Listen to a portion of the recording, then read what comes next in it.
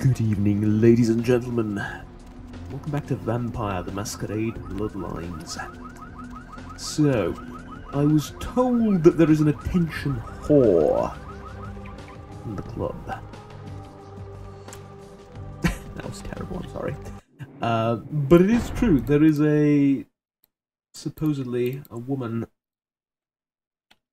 what's the exact wording?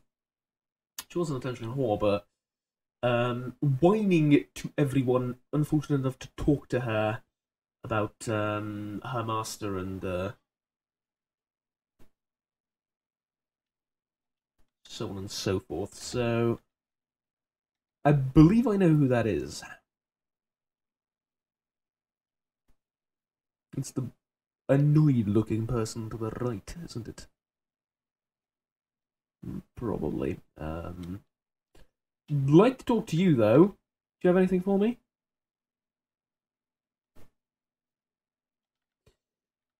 Okay.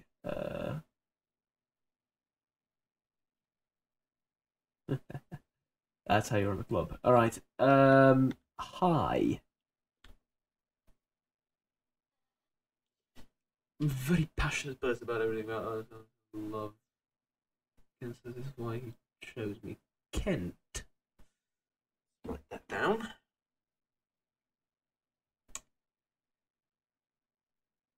I found the Kent Alan Ryan.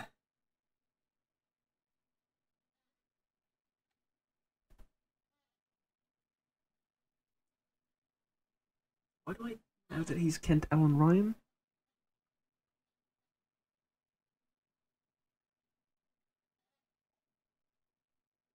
He raves. No, plants a rave at the bottom of the abandoned hospital. A puddle found him in the alley, cursing it. A puddle found him in the alley.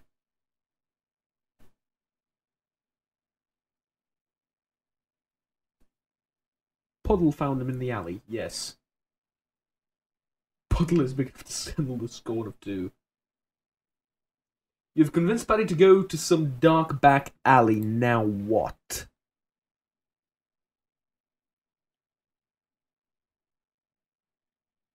Well, now I kill her, right?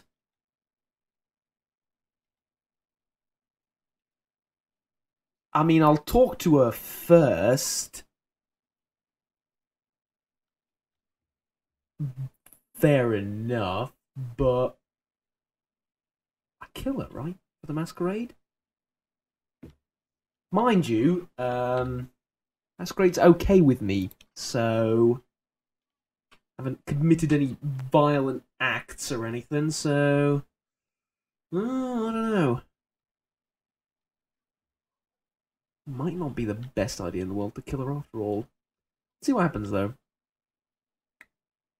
Shall observe from a distance.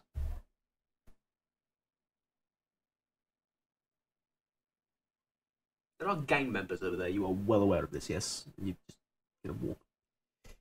That's not the safest thing in the world to be doing, but okay. Apparently, not like she cares. Oh, you're one of those people. 40. Yeah. No.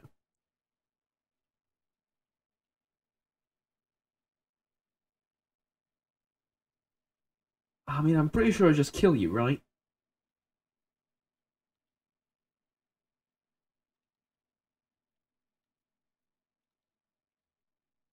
Yeah.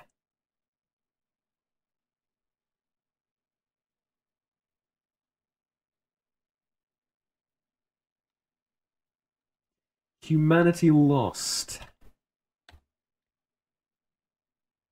Well, that's about as low as I'm willing to go with my humanity, honestly. But yeah, we have protected the Masquerade. It had to happen. Oh, forgot to undeafen myself. Well, copyright is a magnificent beast. Actually, a couple of my videos got taken down the other day, but that's stepping out of character now. Right, we had something else to do. You've solved the patty problem. Report back to Skelter. The prince wishes you to contact Alistair Grout, the Malkavian.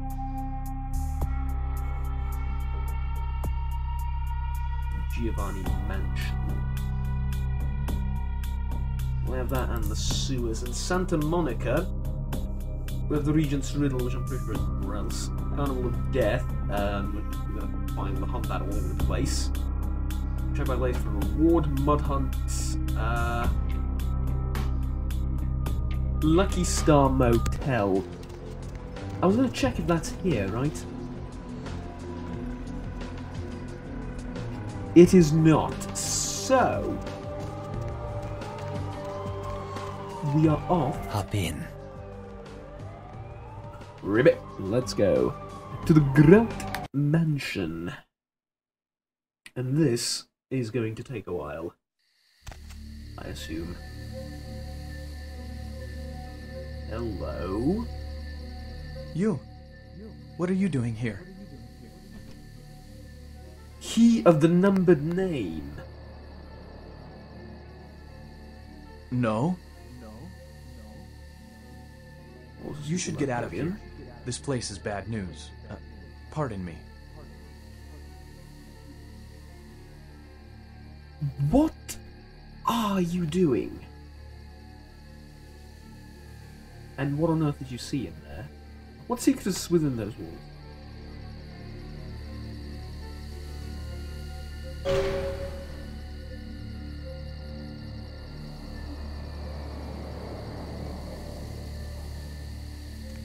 Nines was in here. Why? Oh, that is a burning question now. Why? And I need to be thorough here. I need to be thorough here because that is very, very interesting. I mean, the fact that he walked out as if he saw a ghost and, you know, metaphorically, because literally that probably wouldn't scare him.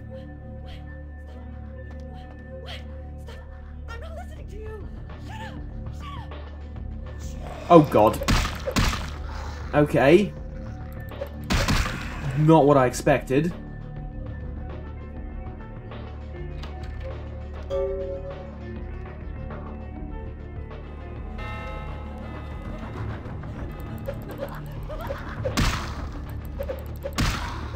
Is that Nosferatu? Or does it just look like a Nosferatu? Whatever it is, I'm apparently awesome at ripping people apart, so it's exactly what I intend on doing for the rest of the evening.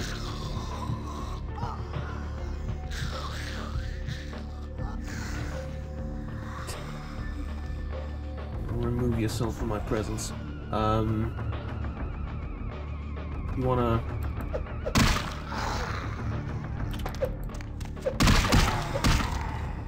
No? Okay. Well, let's have a listen then. It is quite peculiar, the happenings I've been made to witness for my supernatural longevity.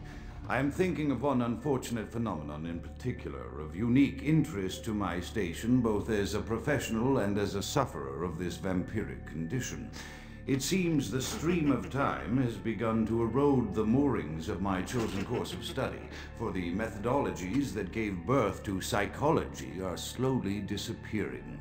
I find myself in an era that overlooks the physical component of psychological pathology time and again in favor of the sophistic practices of Freud.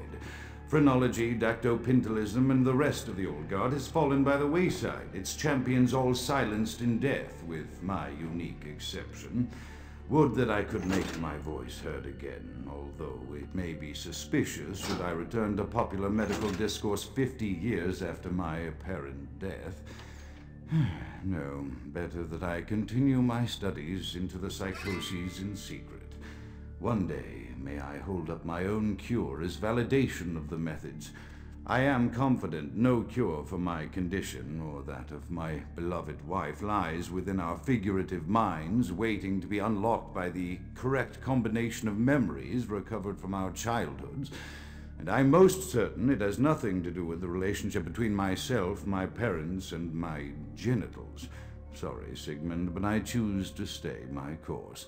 In time, too, may your star fade and disappear.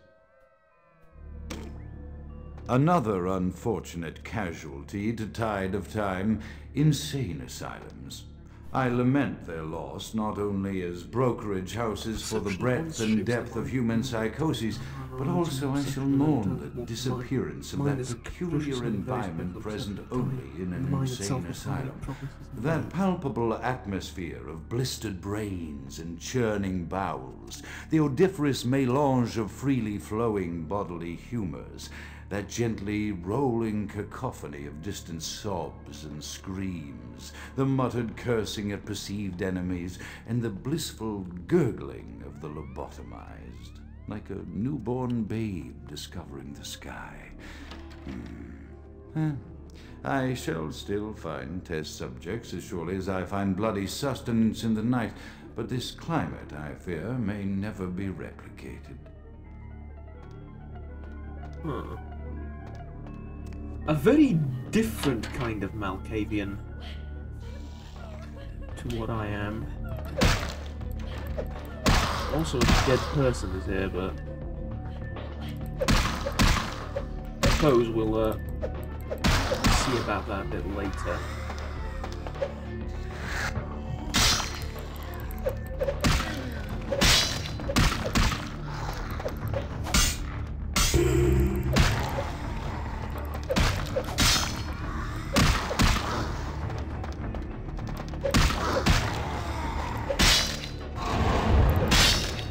Too easy. What? Failed. Don't resist me. Nobody resists me.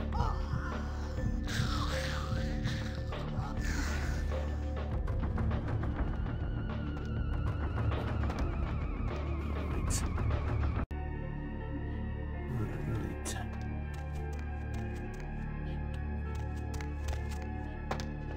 Weird house, this. I mean, kidding, it's a Malkavian. I should know, right? Yeah, but weird nonetheless. Even by Malkavian standards. Can't open this. Can't open this. Kill the people. Here,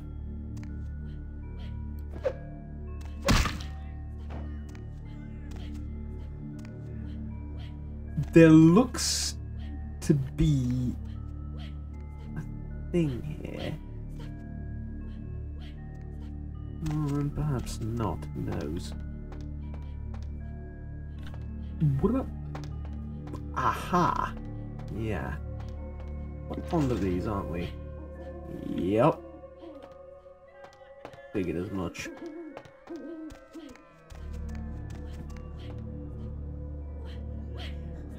You killed them and now you're sorry about it, aren't you?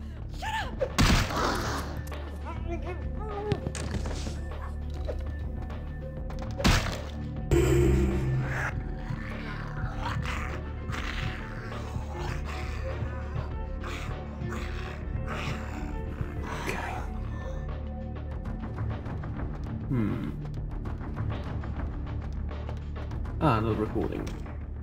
Often I reflect with great regret on the missed opportunity that was my infector. Had I been conscious after the attack, I could have stopped the orderlies from locking her in the roaming pen. What I would give for just one interview, a few simple questions of the plague-ridden woman who met her end that dawn. Of course, there is no guarantee she would have been any more helpful than my current crop of test subjects, mewling wretches. Few could be called enthusiastic. Given the nature of the tests, I cannot expect the same fervor from all, but a modicum of cooperation would be appreciated. Animals. The one called John went so far as to gnaw off his arm and escape into the floorboards like some feral rodent. I still hear him scurrying about at night. He must be making an atrocious mess in there. my god, that is a little bit amazing.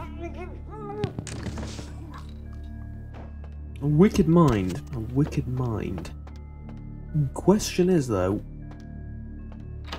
what did Nines do here? And also, how on earth did he get through the entire thing without having to fight any of these? Or did he point to the frag grenade he carries around with him again and go, Because personally, I don't think that would have dissuaded them that much.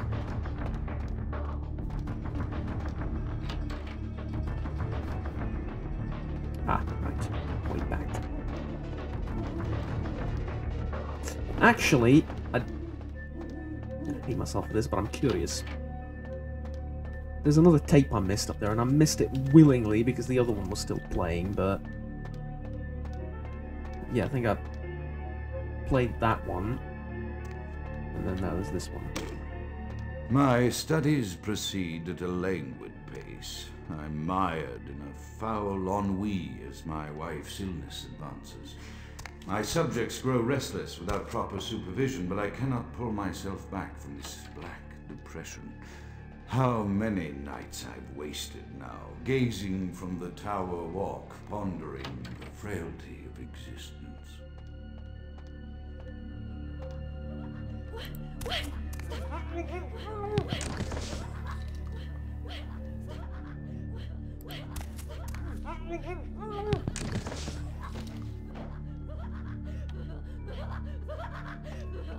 Oh, that was like set up as like a mirror.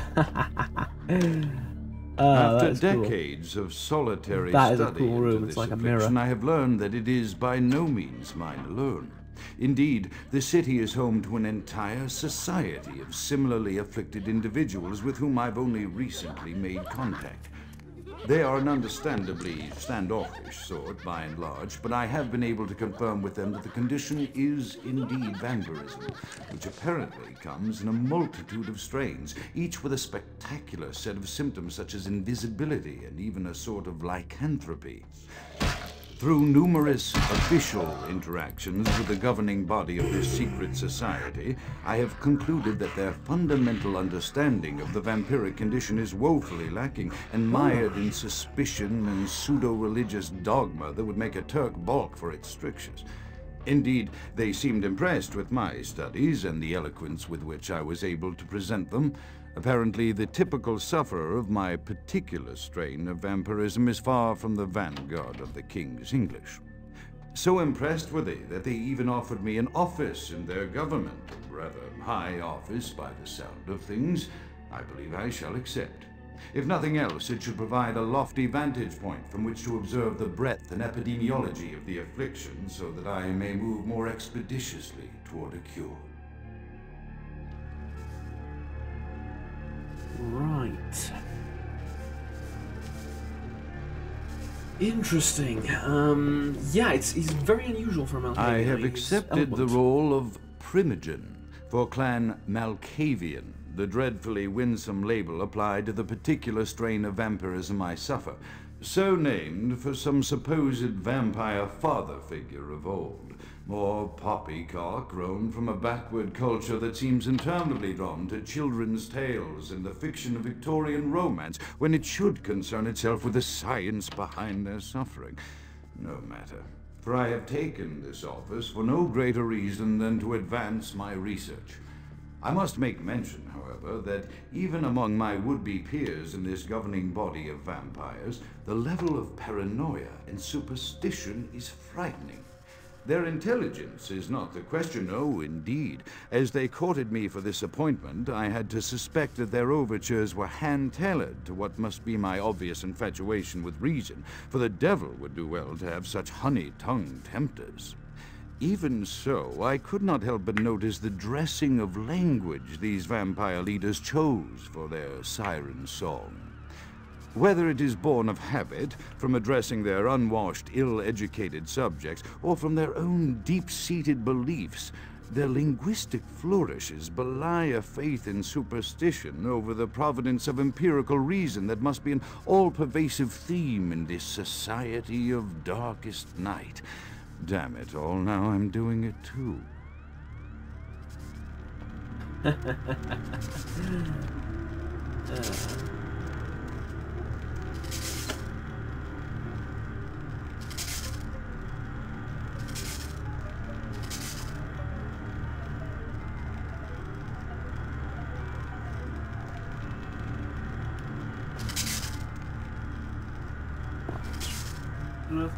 For what? Friends shift modifier +1, alright.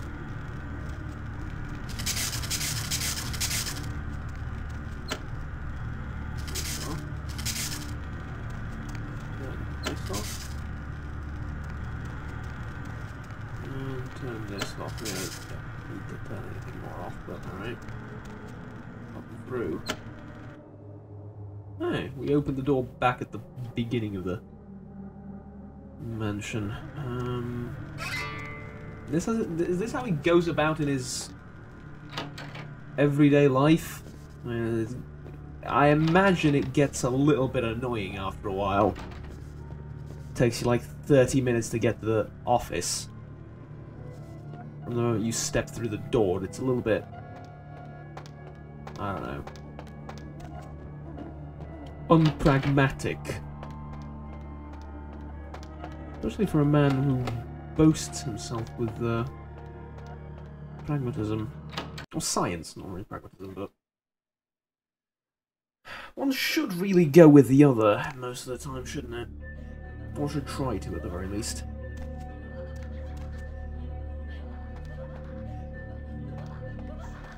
Let's hear what else he has to say. As I expand my dealings with the vampire government, I have encountered a disturbing new symptom of this affliction. Frequently, in conversation, I will hear voices emanating from other vampires. Voices that are not their own, but which seem to have insight into their lives beyond what I could gather from simple conversation. These voices seem to echo from deep within my fellow vampires, and I cannot be certain if this symptom belongs to my strain of the illness or theirs, for the voices are various and inconsistent. I dare not mention this symptom to my vampiric peers, for they have proven themselves true predators to whom I could be loath to reveal any sign of weakness. Indeed, these voices have counseled me against confessing their presence, and until I can confirm their source, I will listen. The information voices have given me ranges from curious to frightening. The latter case is especially true of one powerful vampire whose name I shall not commit to recording in the interests of self-preservation.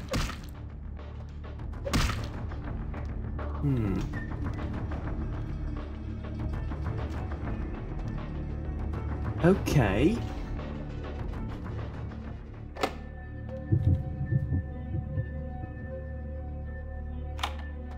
A lot of blood vials over there were found. What is this? It's glowing. What is it? Oh, never mind. A shotgun. Lovely. And ammo for it, and more ammo for something else. Awesome. I'm pressing. I'm touching the walls, I'm jumping up and down, nothing's happening, alright.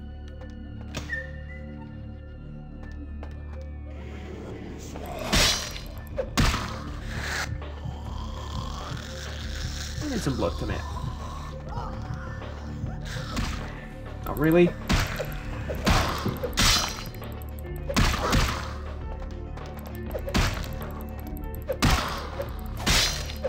Get away! There we go. You. Come here.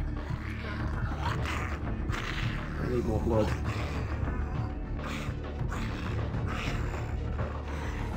Oh, this is not the truth, thanks. Oh dear.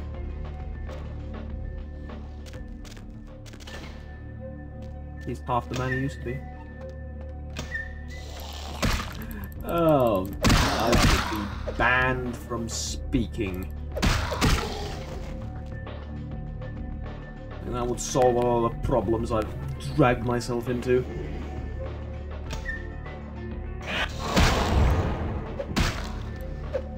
You know what I'm going to try? Yeah. Well, I'm going to knock you over. And then I'm going to try something a little bit adventurous. I'm going to try and use a shotgun.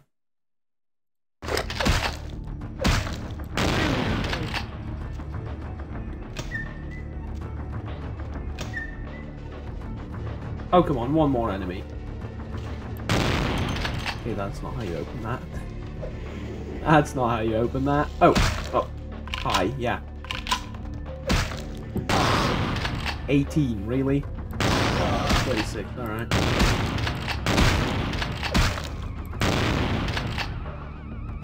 It's terrible! Terrible, terrible, terrible. Terrible weapon. Never used it. Alright. I figured I might as well try it, right? Be a little bit interesting at the very least. Because I was toying around, I've gotten myself slightly injured. Let's err on the side of caution, yeah?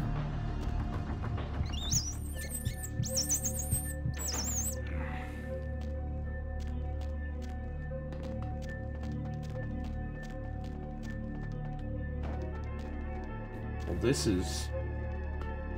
Ah, right, up there. I'm assuming you fell through the thing? Well, we'll push through, who knows? I think I'm about to find out. So far, I'm thinking fell.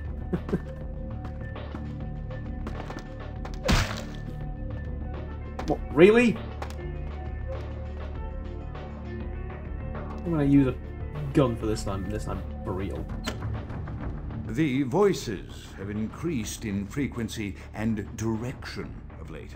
They have begun to stay with me long after conversation has ceased and are serving as quite a distraction. I fear others are beginning to notice my preoccupation at the vampire gatherings. I am thinking again of the particular vampire of whom I spoke previously, who I dare not name for my growing fear. If the voices are to be believed, then my caution is warranted, for they speak of his blackest crimes, both past and future. More than once, I have seen the suspicion in his eyes and heard the distrust in his voice when speaking with me. The fear must register on my face, as it is all I can do in these moments to keep from crying out in chorus with the voices.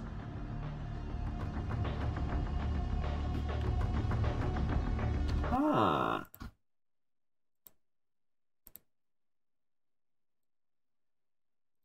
The question then is... Knives or the prince?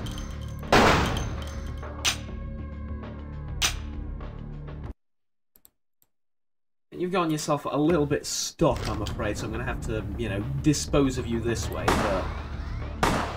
Don't worry, it's, you know... all the same.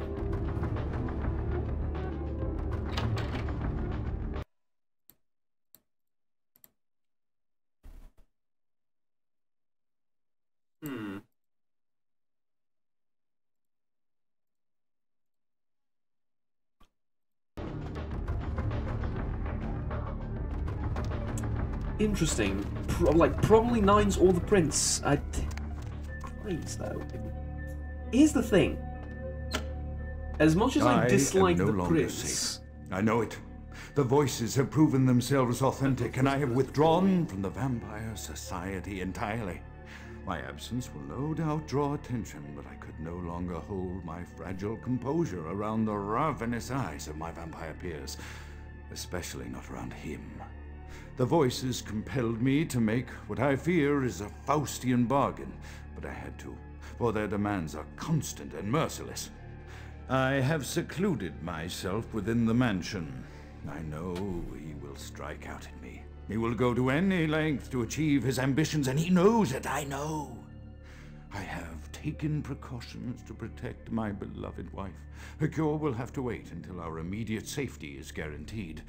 The mansion was constructed with security in mind, but at that time I was not privy to the full range of vampire capabilities.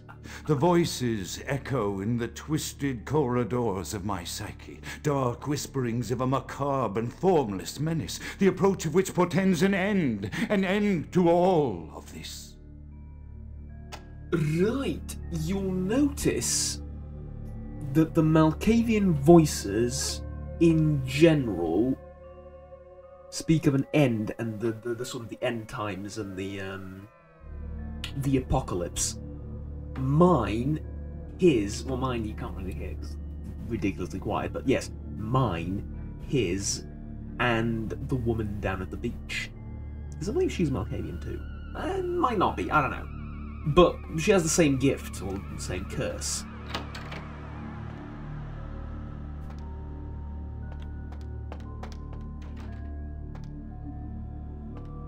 What have you done? What have you done?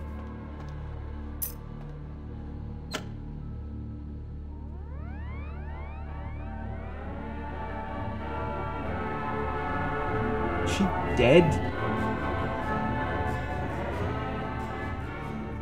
Well, no, she was a vampire, right? They were both vampires?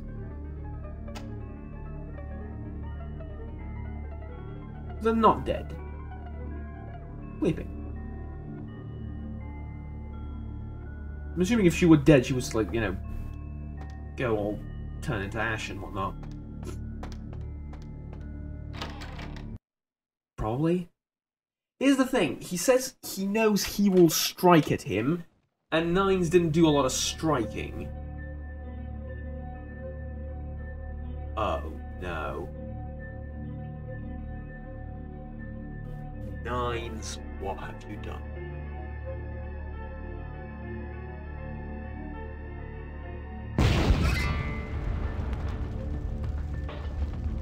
No. No. He was a brilliant mind. He was... They load in flames by the flames!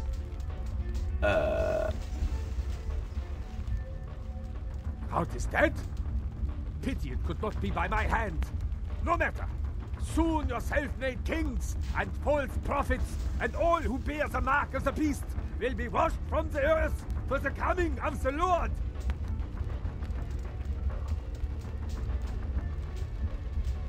Got a time frame on that one? Babble your native tongue in the pits of the abyss. I will not hear it anymore. But why? As you burn, tell them it was Grünfeld Bach who sent your damned soul to that lake of fire. All agents of Satan shall return to whence they came. Let this righteous display serve as a promise to all who serve the archfiend Lacroix. I'm coming for you, Lacroix. By the power of the Lord, I will cleanse your black soul! Much talk, little sense, yeah. First question, he's not a vampire, is he? No. Second question, if it is not he who is the vampire, then, okay, so I'm trying to figure out the words of the dead man here. What did he mean? I really set myself on fire. We have a problem here. Yeah, we have a problem here.